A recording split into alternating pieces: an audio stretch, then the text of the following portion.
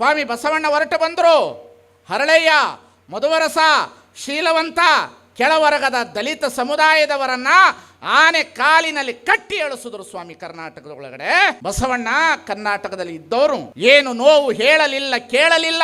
ಹಾಗೆ ಹೊರಟು ಹೋದರಣ್ಣ ಕಲ್ಯಾಣದ ಹುದಡಿಗೆ ಉತ್ತಿತ್ತು, ಬೆಳೆಯಿತ್ತು, ಕತ್ತರಿ ಹಾಳಾಯಿತು. ಎಂತಹ ಕಲ್ಯಾಣ! ನಟುವರ ಜಾತಿಯಲ್ಲಿ ಹುಟ್ಟಿದಂಥ ಪ್ರಭುದೇವರನ್ನ ಅಧಿಕಾರ ಮಾಡಿದ್ರು. ಒಡ್ಡರ ಸಿದ್ದರಾಮನನ್ನು ತೆಗೆದುಕೊಂಡು ಬಂದ, ಅಂಬಿಗರ ಚೌಡಯ್ಯನನ್ನು ತೆಗೆದುಕೊಂಡು ಬಂದ, ತುರುಗಾಯಿ ರಾಮಣ್ಣನ ತೆಗೆದುಕೊಂಡು ಬಂದ, ಒಕ್ಕಲಿಗ ಮುದ್ದಣ್ಣನ ತೆಗೆದುಕೊಂಡು ಬಂದ, ಸೂಳೆ ಸಂಕವನನ್ನು ತೆಗೆದುಕೊಂಡು ಬಂದ.